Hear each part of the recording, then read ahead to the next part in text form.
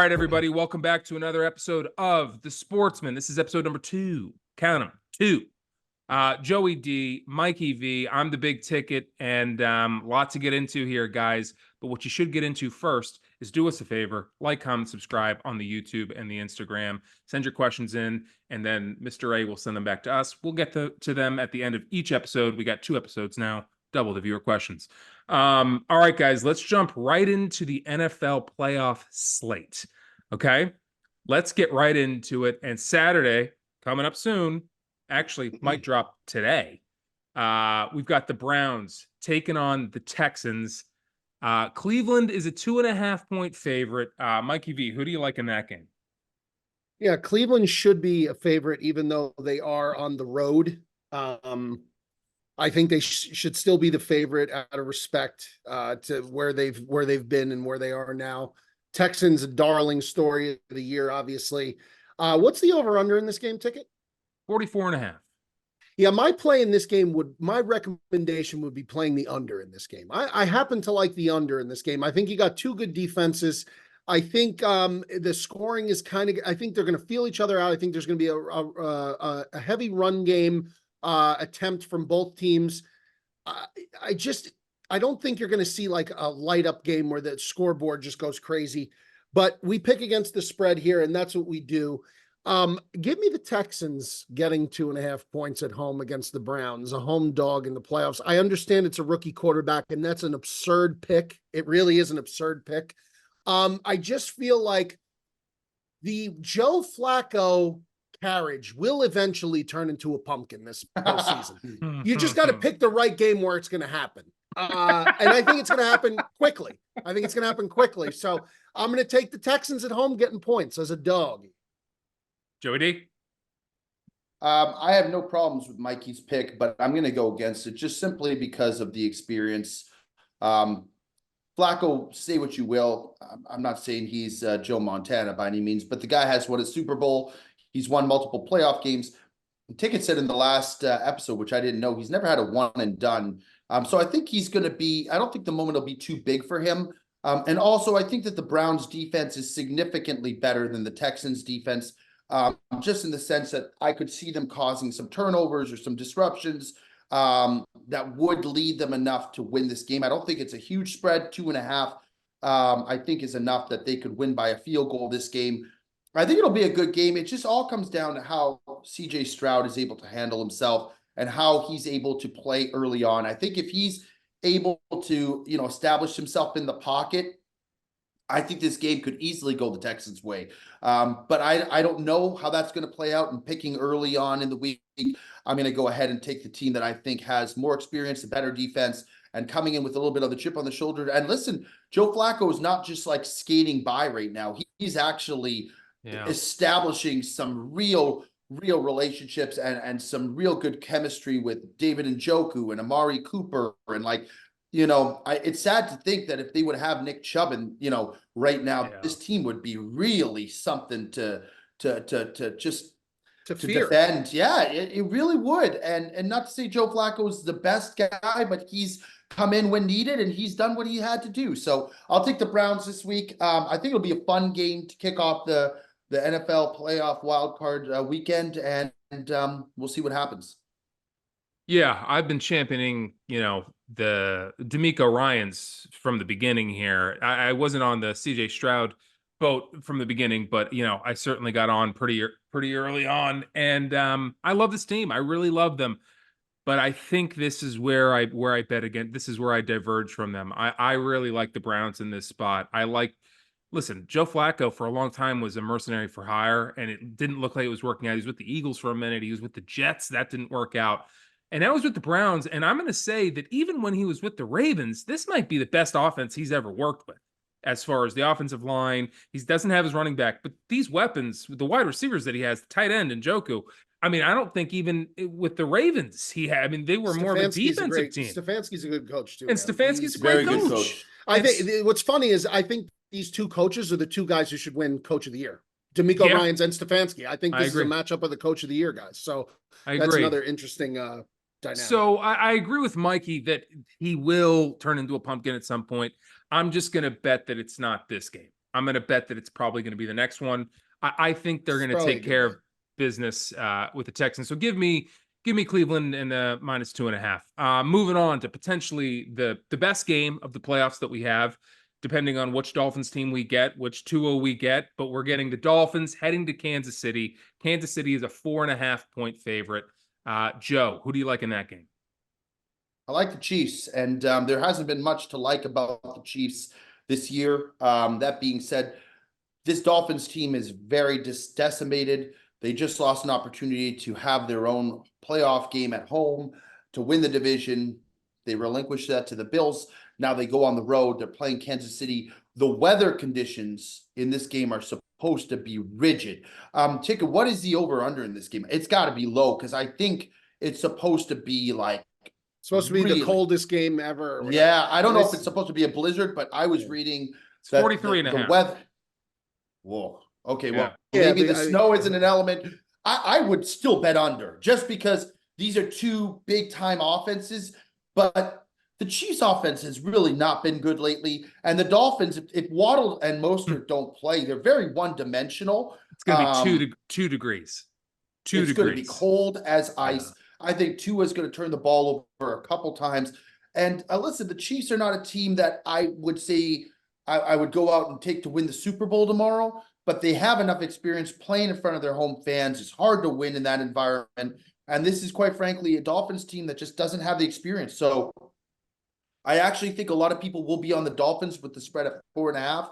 I'll go ahead and take the Chiefs and I'll go against the grain. Mikey? You know, the Chiefs are just not the Chiefs that they used to be. But Miami is just so inconsistent, and they're just not.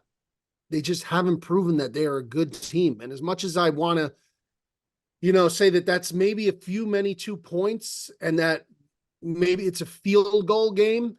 Man, I just feel like everyone's going to take Kansas City. I really think so? Yeah, I do. I think everyone's going to take Kansas City at home. Mahomes in the playoffs. I think the public will be all over Kansas City. But, Mostert's still not 100%. He was limited at practice the other day. But, man, if Miami could get a run game going against Kansas City, this could be an interesting game. Could be. But for the purposes of the show, I guess I have to take Kansas City. As of today, I'll take Kansas City minus the 4.5. But this could be interesting. I would wait to see where the line goes. Yeah. So it is going to be blisteringly cold, 2 degrees, but I believe the blizzard game that we're referencing, I think that's going to be in Buffalo when they play the Steelers. It's going to be 22 degrees, and I think that's where we're going to find some snow. But the Chiefs, I just don't like this team at all this year. I don't like them. I don't like the Dolphins. I don't like the Dolphins either, and I'm not sure they're going to win the game, but I think they might cover 4.5. I think this might be a field goal game. Yeah. So give me the Dolphins on Wow. time Saturday night. I think that's a good pick. I do. Moving on, Sunday we got the Rams playing the Lions in Detroit at Ford Field, right where the Lions like to play. Detroit is favored by 3 points. Mikey, who do you like there? I like the Rams. I like the Rams getting 3. I think the Sam Laporta injury is a bigger injury than anybody's going to understand. I think that if the Rams stop the run, they'll win the game. If they don't, Detroit will win the game. But the Rams, on the flip side, have one of the best running backs in the league. This kid, Kieran Williams, has been unbelievable. Not only that, I think Stafford could pick apart this Lions secondary. I think he's going to pick them apart. He's got 2 of the best route runners in the entire league to throw the ball to, and Puka Nacua and Cooper Kupp. Stafford revenge game. Stafford's going to be up for this. Stafford's got the experience. Goff does as well. Goff has plenty playoff experience, got to a Super Bowl. But something about this Rams team, they rested everybody last week. Aaron Donald's going to be fresh as a daisy. And the Lions did not rest anybody. Now, it was so dumb. And I don't know if I get why he did it, and I agreed with it. Ticket, they needed Sanford, or they needed the Sam Laporta industry is devastating, bro. They needed Detroit. Who could have foreseen that happening? Them playing all their guys. No, I'm not questioning. I'm not even going to question. They needed two defeats by 2 teams that were playing massive underdogs. It was not worth It was Yeah. not worth the risk. I'm not going to blame Dan Campbell. But I'm going to say that I just think that the Rams are going to, I just think the Rams come into this game fresher, and people will say, well, they don't have the momentum. They're going to be out of sorts a little bit. No, they're an experienced playoff team. Cooper Kupp, Matt Stafford, Aaron Donald, these guys have gone to Super Bowls. They've won Super Bowls. They've lost Super Bowls. This is a team that I think it's indoors. It's not like you're putting them in the cold weather as a warm weather team. It's their wheelhouse. And again, I don't think it could be understated. Stafford coming back to Detroit. You know, he's going to want to do something. Give me the Rams +3. That is the right pick. By the way, you hear they have a Stafford jersey ban. You can't wear a Stafford jersey. Yeah, I heard. Talk about a team that hasn't had much experience in the playoffs. They're doing a Stafford jersey ban. I love the Lions. I love everything about them. I think they're a feel-good story. I was happy for them to win the division. But that's where it ends. And by the way, it's not the right pick. Isn't just the Rams +3. It's the Rams money line. If you're going to go with the Rams, I would go as far as to say that they win this game outright. Stafford is going to be ready for this game. The Lions have really kind of shot themselves in the foot with their last week playing their players. Amon-Ra St. Brown got hurt. They had a guy on defense who got hurt. Laporta hurt. The week before, they had a devastating loss to Detroit.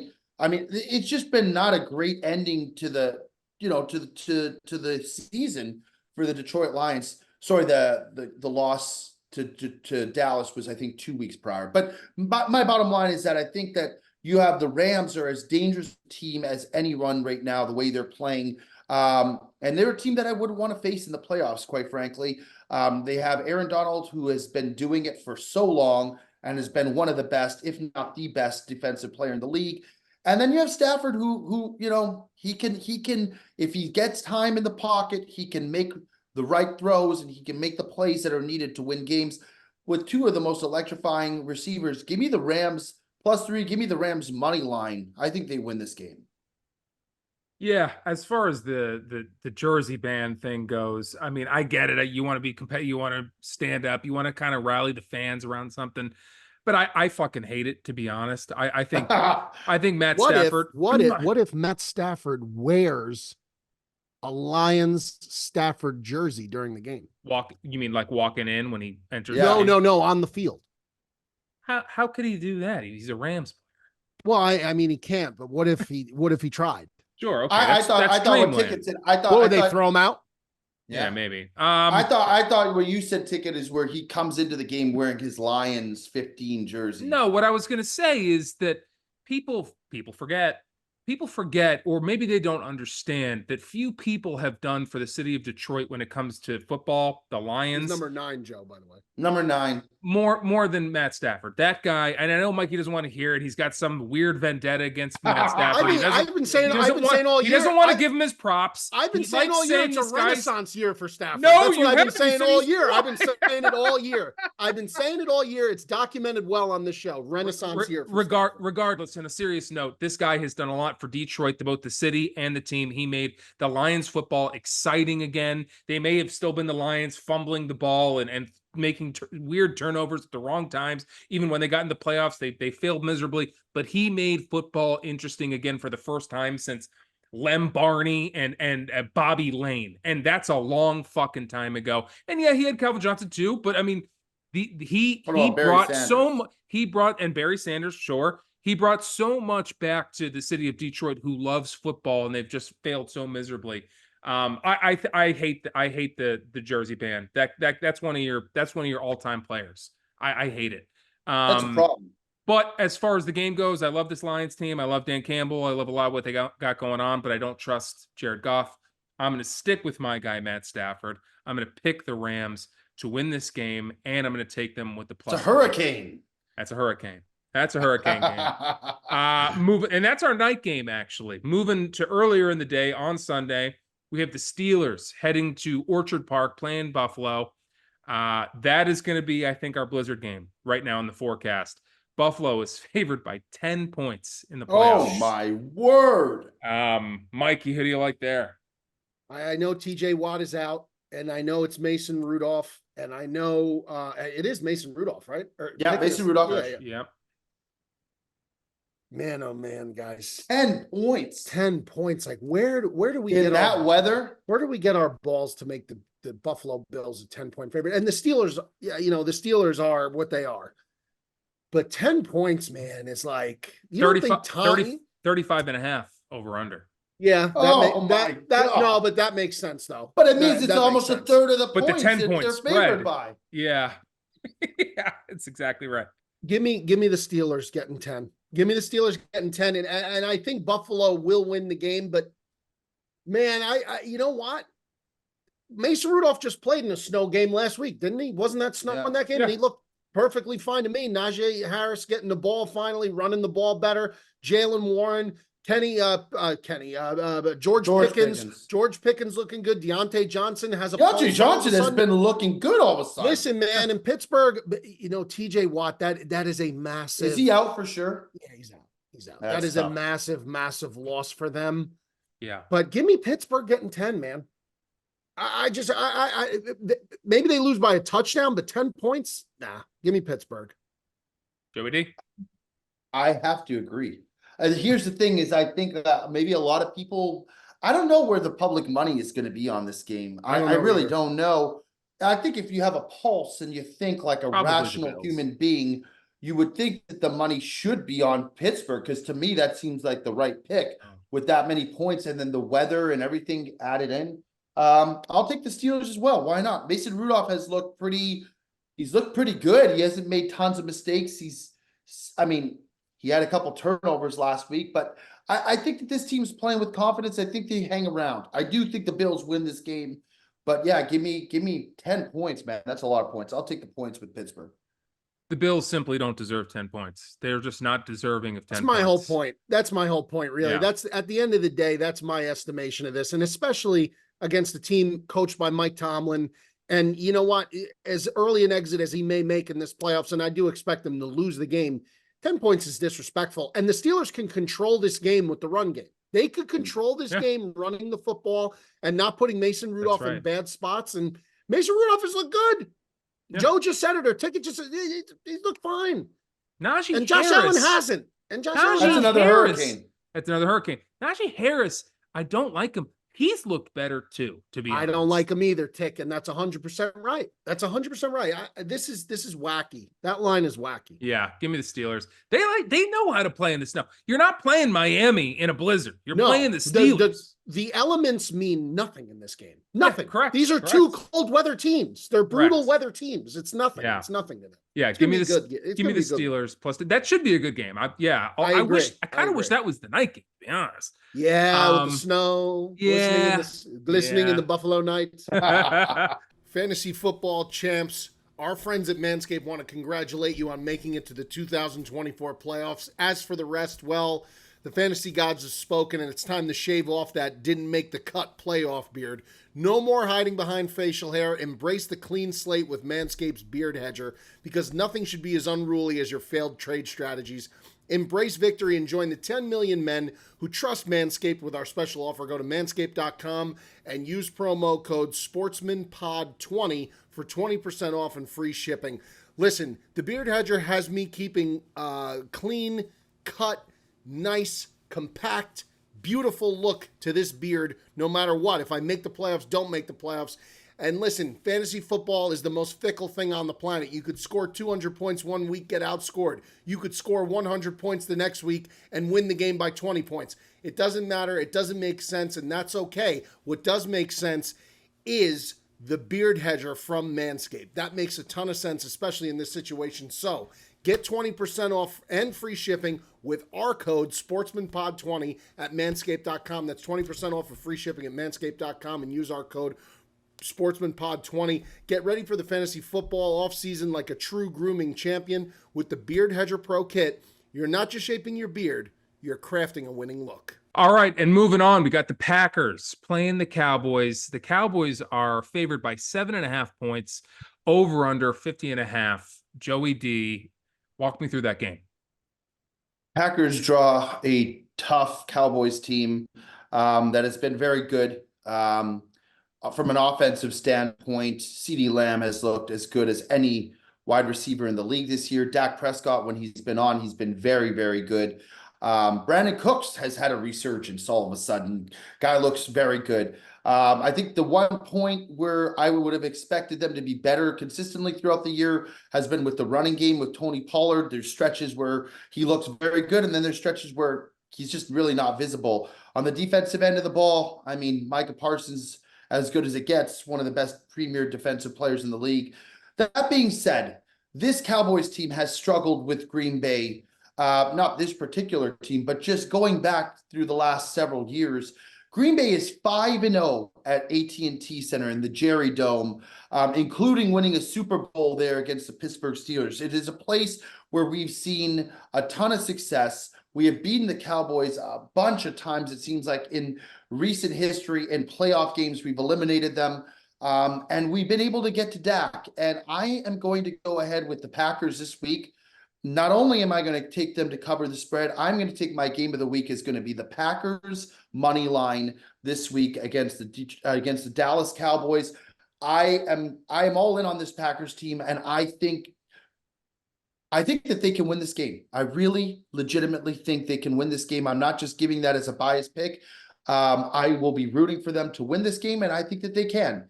And we'll see what happens. I do expect it to be a close game. It really comes down to the Green Bay defense. It really comes down to what they are able to draw up and how they're able to stop Dak.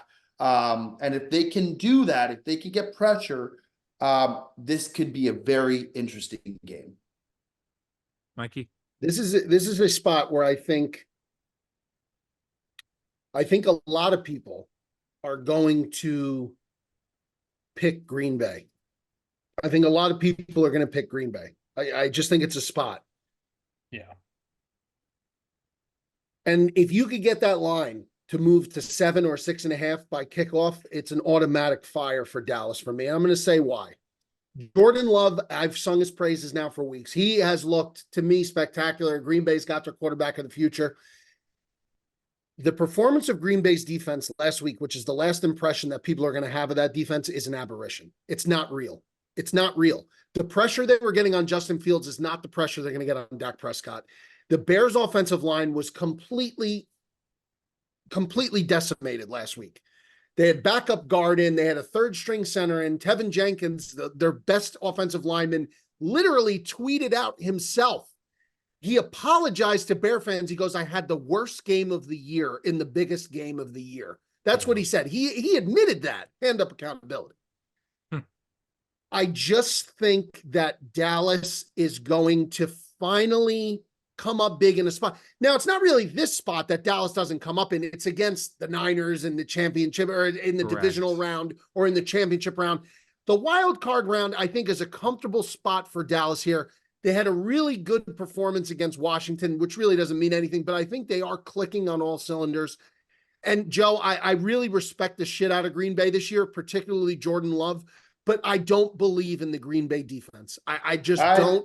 I don't blame you. Joe Barry's been and I think Dallas's defense is good enough to make Love a little bit uncomfortable. It is Love's first playoff appearance. You don't know what you're going to get. Maybe he's going to be phenomenal. Maybe he's going to rise above it all and play better than Dak. That wouldn't honestly shock me, but I'm just going to go with what my gut tells me. And I just think Dallas could cover that number. So I'll take Dallas with the points. It's 7.5, right?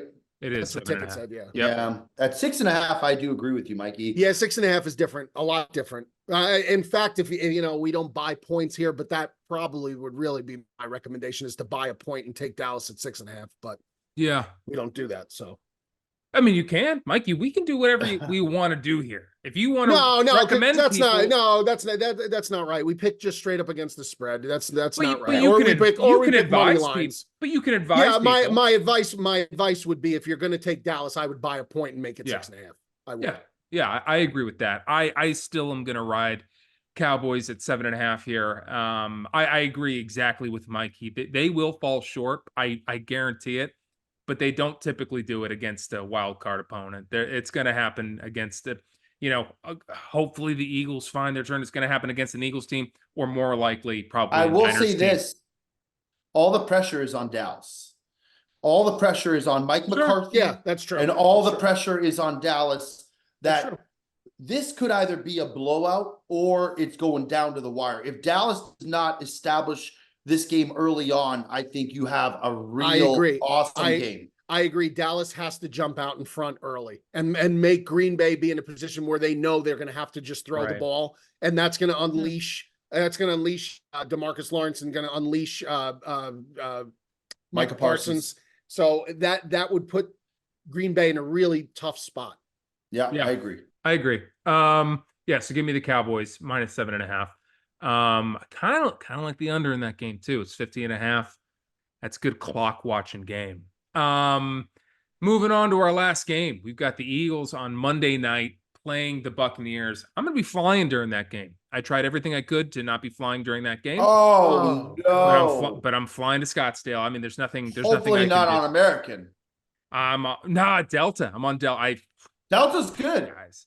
You're going Yeah, to we'll Scottsdale again. You're going now, and then We're you're going gonna go back twice again? in like less On than 3 Monday. weeks. Yeah, on Monday. Well, I know I'm going the second time. I'm I going know, for the- I know, but I didn't know Mikey, you guys I'm were not going. again. I'm gonna miss you. I have a wedding to go to. I'm gonna miss you. This is fucking horrible, man. I'll be there for whatever that counts. Yes. Thank you, Joe. See, Joe. I am looking forward to that. I know. I'm pissed. I'm missing it, but I'm going to Jersey. You're leaving Jersey. Are you and fucking kidding me? I know. I'm going to a wedding. I mean, that's where I'm from. I know. It Where's sucks. the wedding? Where's the wedding? I think it's in Upper Eddy or it's somewhere up in northern Jersey. It's Okay. I forget the Well, town. we'll talk about it. Yeah, talk we'll Mikey, talk it's the funnest golf tournament you'll ever be a part of. I'm very much looking forward to it. It's unbelievable. I'm It- very much looking forward It to it. is dope. Very much Okay, so. but anyway, we've got the Eagles and the Bucks to focus on now. We'll focus on the waist when the waist comes here. Eagles are favored by 3 points. They are in Tampa, but that 3 points tells you a lot about how that team's playing. Let me go because I gotta go. Yeah, Mikey. Yeah, go, walk me go, through go. that I'll leave game. you. I'll leave you with this. Game of the week. Wow. Game of the week. Jesus Christ. The Philadelphia Eagles -3 is the game of the week. It is. There is I no would bigger hammer it. fraud. There is no bigger fraud in this league. Now, the Eagles have had their documented problems. We know that. They're frauds. There is no bigger fraud in this league than Baker Mayfield and the Tampa Bay Buccaneers. I agree They- 100%. This- They close. could not score an offensive touchdown against the Carolina Panthers in a spot where, and yes, they won the game, but Carolina had 2 touchdowns brought back. One on a penalty and one because DJ Shark fumbled it out of the end zone right at the Yes. pylon. Carolina should have beat Tampa last week. Tampa should have lost the division to New Orleans. They didn't. They backdoored their way in. They're frauds, and the Eagles are going to take them to Pound Town. Eagles, game of the week. I love you boys, and have a good rest of the show. I love you guys. Enjoy Lake Placid, Mikey. Thank you, buddy. Love you guys. It's the right play, and I would double down on it. I have a heater of a nice little wager on the Philadelphia Eagles this week. That is as I would not even worry about that. Talk me through this heater. What's the heater? I'll send you a transcript. Well, Are you going money line or are you going? Are you No getting the juice? points. 3 Points. Okay. Wow. Ticket. I'm telling you right now, what he said about the Buccaneers is 100% correct. This team is not what they have been made out to be. I don't even know if they're being made out to be anything. People are just saying how bad the Eagles are. And I'm telling you right now, this is the game. I want you to hammer those Eagles. Right. I will do no such thing. I will not be hammering. Listen, this is a team that played all their guys last week and got absolutely decimated by the New York Giants. Not only a bad team, but a rival, a divisional rival. And the week before that, we lost to the Cardinals. I mean, this is a catastrophe. This is as bad as it gets, man. And not to mention Jalen Hurts got a little banged up too, and he already has been all season. We're not a good team. We are. I agree with everything that Mikey and you have echoed about the Buccaneers and Baker Mayfield. He is an absolute fraud. I believe that. I love him, but I believe that he is a fraud. But you know who's even bigger? It's the Philadelphia Eagles. It's Nick Sirianni. The guy's putting on clown makeup before every fucking game and walking out there. And we're just not it right now, man.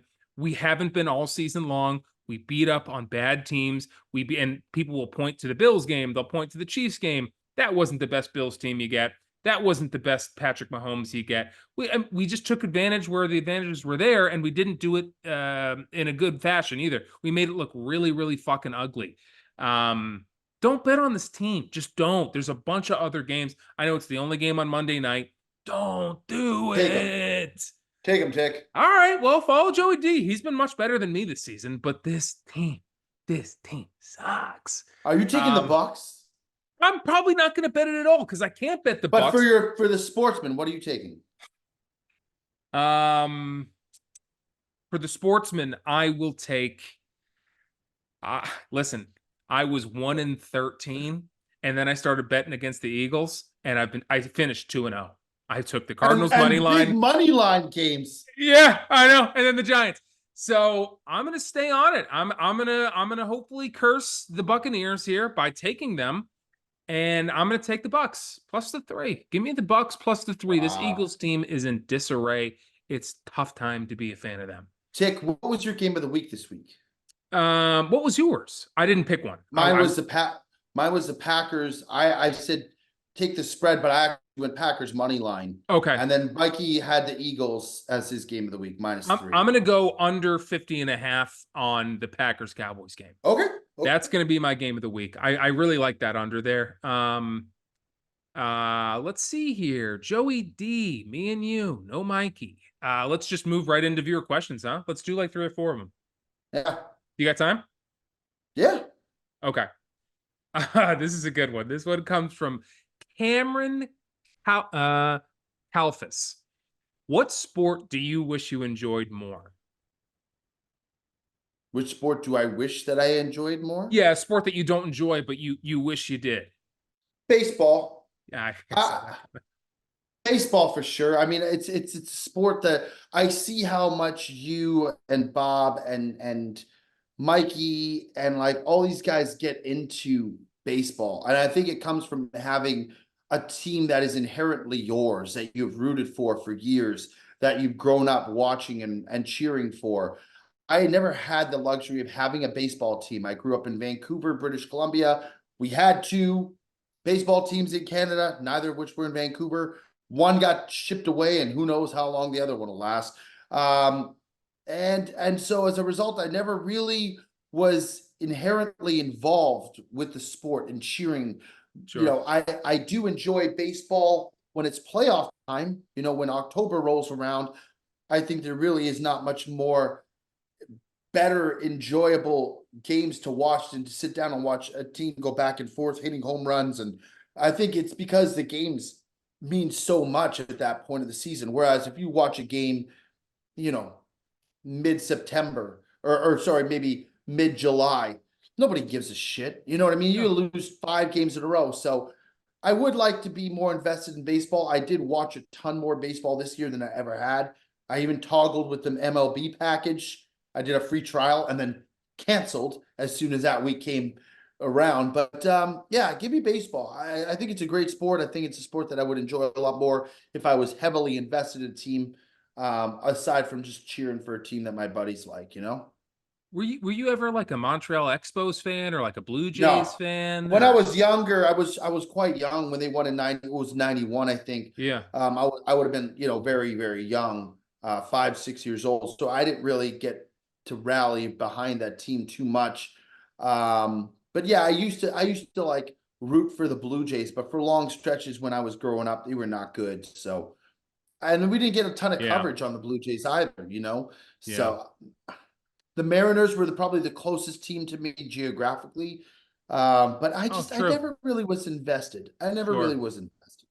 Yeah, I wish they would put another team back in Montreal, and I think Montreal wants another team, but they run into the same issues that the Nordiques did in the NHL, where they just didn't have the money. People, it was just the players hate, like they would draft a player, And then the second their rookie contract was up, they'd go play somewhere else because it was so fucking cold and there was no money. The team had no money to pay these guys. And it's a shame because it seems like a great sports city, and I wish they could get him back there, both in I NHL. call that I call that the Steve Francis effect. Sure. That Sure. fucking piece of shit. He really screwed over the Grizzlies. I mean, to his defense, he literally told the franchise, if you draft me, I'm not going to play. And they still went and drafted him. And he did not play. He did not play. But that's the thing is well, you already have a hockey team, but like if you want to put a baseball team in Canada, I understand that Montreal and Quebec, they love their sports, but the weather just sucks there. Vancouver is much more moderate. Why don't you put a baseball team or a football team or a basketball team? Why don't you pick Vancouver? It's a big, sprawling city. They love sports. Put one of those sports up there. I don't. The Grizzlies were the Grizzlies were like the worst team in basketball, or amongst the worst team in basketball every single year, sure. and we still had great attendance. We had great attendance. There wasn't like people weren't going to watch. Now, were they going to watch other players? Were they going to watch Kobe Bryant and Allen Iverson and Michael Jordan come to play? Yeah, but they were still selling out tickets. Sure. But yeah, to answer the question, I'll go with soccer. Or football, the pitch. The times that I have really spent, which was mainly COVID, trying to get into that sport, I did almost get there. I can see why it's exciting. I can see why the whole world loves that sport. But to me, I just don't check in enough. And it's just a bunch of guys doing cardio on a massive fucking field. You live in Europe, Tick, that will change very fast. I'm sure. I wish I enjoyed that more. I wish I grew up with it more as a part of my sports watching history and growing up, but it just wasn't. And that's a tough sport to break into if you didn't grow up with it. It's like learning another language. Yeah. When I lived in Switzerland for 3 years, and all the Champions League games would be like on at night, like 7 o'clock, 8 o'clock at night. Yeah, man, everybody would get around, and I was going to school there, so all the students would get around. We'd be drinking beers, watching soccer. It was fun, man. It was really, really fun, and you get into it pretty quickly. But yeah, the coverage, I think there's two things that hurt. The coverage is non-existent, and also too the time difference. You got to be up to watch a Premier game. You got to be up 6, 7 in the morning on a Saturday to watch these games. And if you're not into that sport, nobody's getting up that early to turn on soccer. No, they're not. And I wish I would, but I just am never gonna. All right, let's move on to the next question. This one comes from Josh Cologne or Kalon. Not a question, but a statement. Ticket was right about the Eagles from the beginning. You're a real one, Josh. Appreciate it. Wow. Next one comes from Mike Sterner. Realistically, how many hits are you getting off an MLB pitcher in 100 at-bats? Maybe 3. Whoa, I think that's high. I might be 1. Like it's got to be in the field of play, not a foul ball, right? Correct. Yeah. I am horrible. I was the kind of kid when you had T-ball, I'd strike out during T-ball. And my dad would lose his shit. He'd be like, "Joe, the ball is there. Just hit the ball." Sure. I'd hit the tee. I was a mess. And I couldn't hit a ball to save my life, let alone somebody throwing it that fast. My hand-eye coordination is not very good. You know what? 3 is high. Give me a over under on 100 pitches from let's say, what pitcher am I talking about? Let's just say Justin Verlander. He's throwing heat. Give me a 0.75 of a hit. Wow. Okay. Yeah, you know how hard it is to. Have you seen that No. it was on Instagram or TikTok or something? They showed what like a 90-mile-an-hour pitch looks like, a 95-mile-an-hour pitch looks like, an 85-mile. And dude, you can't see the ball. It's like a fucking blur. I know. Yeah. When I was playing in high school, it was like, you'd face a lot of guys who could throw 60, they could throw in their 70s. You'd occasionally throw a guy or play a guy who could throw in the 80s. But when you would play those guys, it was like a fucking blur. And that was it. That was in the 80s. And that's a changeup that's changeup speed in the pros. I mean, the best hitters in the league. the best hitters in the league already, the best players in the whole world. Batting 300. They're batting 300. They get a hit 30% of the time. They get And the worst players, they've got some guys in some lineups who are batting like 200 or 190. That's 180. 19% of the time. Those guys are still good enough to get in the league. So I would be lucky off of Justin Verlander to get one, and I do use the word lucky. No, you get more than me. You get more than me. Maybe, You but played. two You tops. played baseball. Yeah, but two tops. I mean, Justin Verlander's throwing almost 100 miles an hour. But the thing about you, which is so interesting about the T-ball thing, is because when you play golf, you're one of the few players who doesn't like, you don't keep your elbow straight, you bend it a little bit, and when you do that, that means that your hand-eye coordination needs to be so good to still hit that ball because you're kind of coming offline a little bit. Yeah, it's all And timing. so I've always looked at you as like, wow, Joe has great hand-eye coordination to be able to do that and still strike the ball. Not as a young JoJo. Not as a young JoJo. Okay, all right, fair enough. I'm gonna say two tops, probably none. These are the kind of things that I would love to do with Bob Does Sports. Sure. And just I think it would showcase just how hard these different sports and athletes, how difficult it is. I think people watch baseball and they're like, oh, just get a hit. Yeah. It is not easy to get a hit. I agree. All right, and we'll do one more question. This one comes from Cooper Yelton. Do you think the top 5 basketball players in the NFL, so the NFL players that are the best basketball players, do you think you could put them on a roster and they could beat any WNBA team?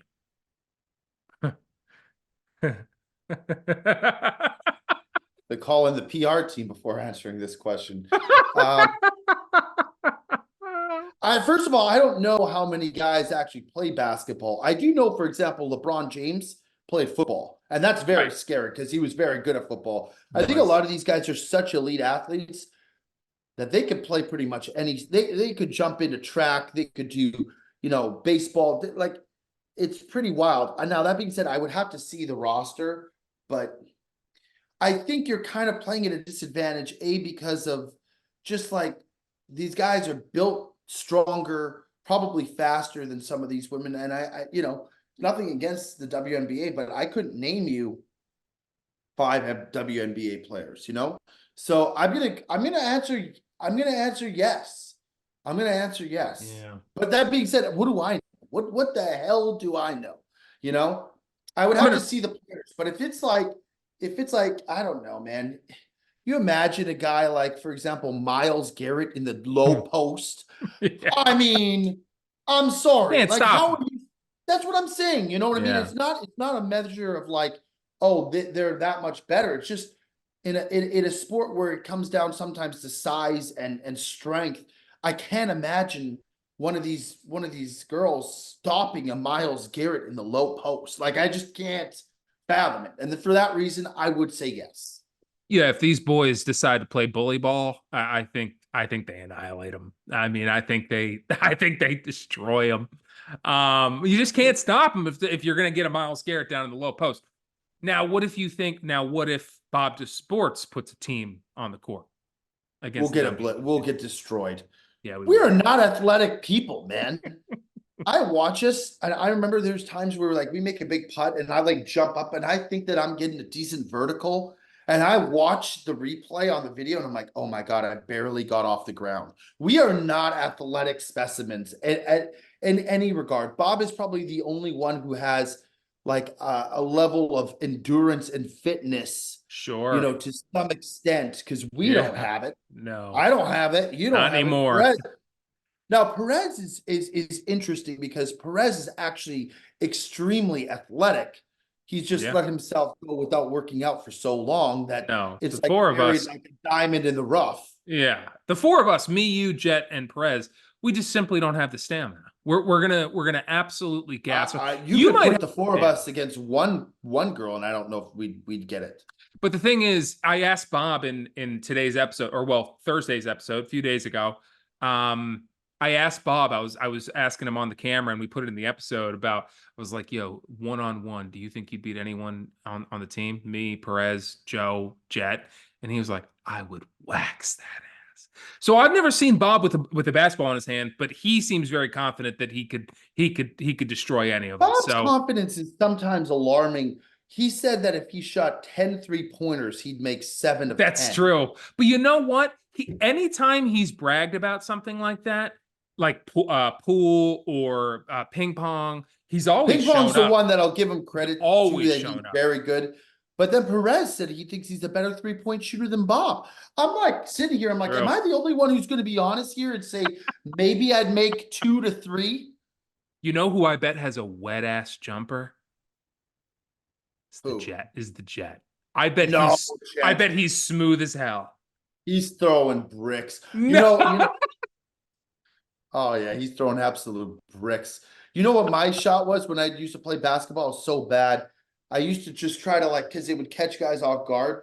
I'd be kind of near the low post and I'd be dribbling on the side and I just throw up a sky hook. Sky And hook. they call Yeah. they call it the Calabrese hook. It was Why do they call it that? because I'm from Calabria. They call me Calabrese, like the Italian, the Calabrese hook.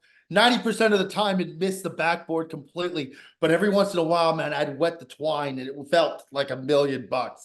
It was Tickle the twine.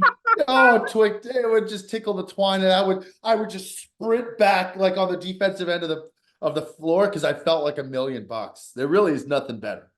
Yeah, you're down low for sure. If we're running a game, you're down low. I mean, you play bully ball. I mean, you're physical. You're a physical player. I would foul out within 5 minutes of an actual basketball game. I'm hacking, I'm grabbing, I'm pulling, I'm tripping. It's like watching Rodman with the Pistons, dude. It's a problem. And then we'd have to sub in Jensen, and then we'd be the smallest team in the league. Yeah. Yeah. So Pretty anyway. frail. Well, you're our only big boy. You're only like, we need you. I can foul out and Jensen comes in. It wouldn't be a massive difference. Be a difference, not a massive one. But I mean, we need you to stay in the game. But you're right. We'll foul out in 2 minutes. All right. And we will do one more question here. This one comes from Tim Feldman. Let's hear the boys' New Year's resolutions and plans for the podcast in 2024. I'll extend that beyond the podcast. We should talk about the podcast. But what are just some of your New Year's resolutions and plans in general? Well, you can start with the podcast, Joe. With the podcast, I think just being dependable, trying to get an episode out every week, not missing any weeks. I think trying to grow the Sportsmen has been something that we've all been focused on, and it's been something that's on our to-do list. I think it's a fun podcast. I think a lot of people tell me, "Oh, I didn't even realize you had another podcast." Which is a shame because we try to plug it, and maybe that means we need to plug it a little bit more. But I think Mr. Anderson's been huge in helping us create a little bit of a buzz behind this fun podcast that we got between you, me, and Mikey. And I would love to see us continue to grow into the new year and kind of gain some momentum and keep it rolling. On a personal level, I think my New Year's resolution has just been really to embrace the hand up accountability situation. I think, there are times, not often, but there are times where I fail to recognize the error of my ways. And I think there's plenty of errors. There are plenty of errors to choose from. So just put that hand up, throughout this year, be a little bit more accountable, a little bit less prideful at times. And I think it'll go a long way. I think it will. Yeah, I agree. Those are two good ones. I really do think, and I'm not just saying this, I really think with me and you both being in Jupiter, hopefully living somewhat near each other, both being on the East Coast, aligned with Mikey, I really think that we can get our consistency. I mean, we haven't missed a week. I'm very proud to say that. I don't think I don't even know how long. But like getting consistent on a specific day, I think in a perfect world, we want Wednesdays and Thursdays, maybe Wednesdays and Fridays. But definitely that first episode to drop on Wednesdays. And I think with all of us being on the East Coast, I really do think that's a New Year's resolution of mine and of ours that we can really hit. I think we can more often than not. If there's 52 weeks, I think we can do that at least 45 times. I'd like to see that happen. Also, when we lose football, I'd like to maybe try to reach out and get a few guests on the show to interview. I think between the three of us, I definitely have a few different guys within, NHL. There's some guys that we know through the NBA, and even football that I think would be willing to jump on and do a fun little, interview session with us. And who knows, maybe we get a name like Josh Allen on the show. Maybe we get some more traction. But I think Sure. that would be something like that's a goal of mine for this show, especially when we lose football. We're kind of like going through it and there's less to cover. I think that's the time to really try to strike and get some guys on the podcast. But yeah, your point is correct. It's difficult though. I think we've been pretty good, especially with the holidays. I mean, this time I'm in the middle of a move, and I think we're all setting time apart to make sure that this podcast is a priority for us. Which in the past, if the original 400 or 300 no, you'd be lucky if you got like a podcast every week. So I think we're on the up and coming. I think we're trending upwards, Tick. What's your personal resolution for the year? Well, Aside from getting shredded. obviously to lose some lbs here and turn some mass into muscle. That's obviously number one. But two is to be a little bit more active on social media. Now I just joined Twitter, par3pop. That's pop with an O, not an A. So I'm gonna try to be active on there. I'm gonna try to just fire some more stuff, even if it's just stories or something. I just would like to be a little bit more active, resharing stories. I mean, you guys tag me Believe shit it or all the not, time. I people don't do want to hear anything. what you have to say. Sometimes they fucking hate what I have to say, and that's fair. Well, that means that, especially on Twitter, you would get a lot of retweets. Sure, I'll be the Skip Bayless of Twitter. I'll just be someone fucking people hate. They'll retweet me and be like, "Look at this clown." So yeah, that's probably one of them. But yeah, that's it. We have one more good one. Do you want to do one more good one? Quick. Okay. The last one, the true last one, comes from Ken Foyle. Favorite buzzer beater, last second game winner that you guys have ever witnessed. Well, this guy's asking live. I think even if it's on TV, just maybe you had a big bet on it. What's your favorite buzzer beater, last second game winner that you've ever Like in seen? recent history or ever? Anytime.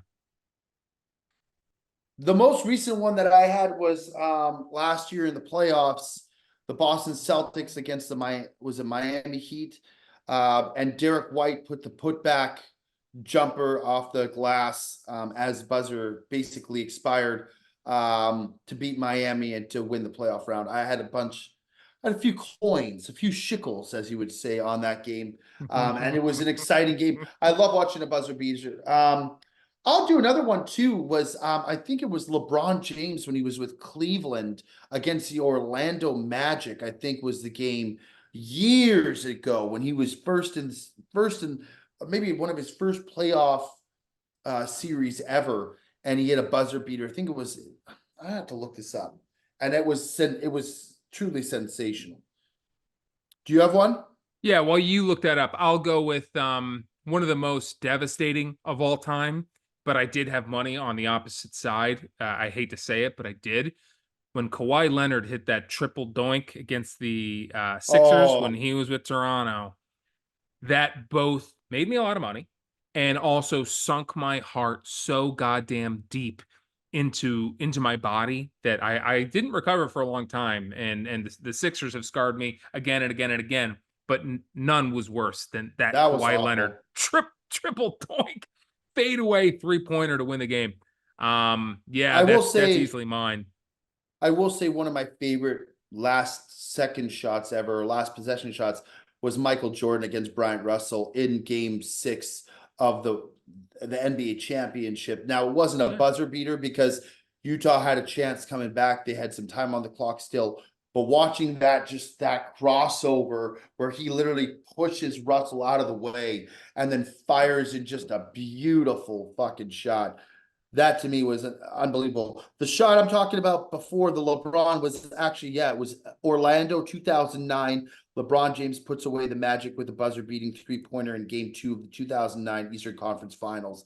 That was awesome. And it was really when LeBron was like officially on the site. Like he was here. He wasn't just like a guy who was putting up points in like the regular season. He was like on a tear. It was unbelievable. Yeah, I agree. And Steph had some good ones at Davidson during March Madness. I mean, there's a lot of good ones. I mean, March Madness probably has the most all-time best buzzer beaters for sure. But that's going to do it. Thanks for all your questions. Really appreciate it. Make sure you guys like, comment, subscribe. Do us that favor to the YouTube and the Instagram. Fire those questions in there. Mr. Anderson sends them back to us, and we'll get to them at the end of the show. We really, really do appreciate it. So keep doing that. That's going to do it for the Sportsman. That's episode 2 this week. Joey D, myself, Big Ticket. Mikey was here most of the time. We appreciate him as always. And that's another episode of the Sportsman. We will see you folks next time. Oh, yeah. Love you too.